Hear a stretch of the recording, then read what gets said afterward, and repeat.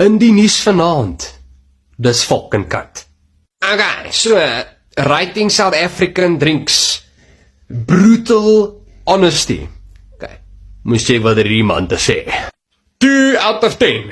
Too green looks frot. Ek kan sommer nou al sien, jy is een van die fokkers wat slegs Holy sparkling water drink, na. Brandy and Coke.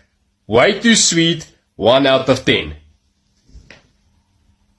The audacity of this bitch. My broer, mag jy nie eendag 'n Afrikaanse meisie trou nie. Die fok weet jy gaan nie ver kom nie. Zamalek. 3 out of 10, taste watered down. Nou maar gaan pas aan jou fokke badwater en drink dit. Dalk is daar 'n bietjie meer spice vir jou. En Ouros, minus 1000 out of 10. How anyone drinks this, I don't know.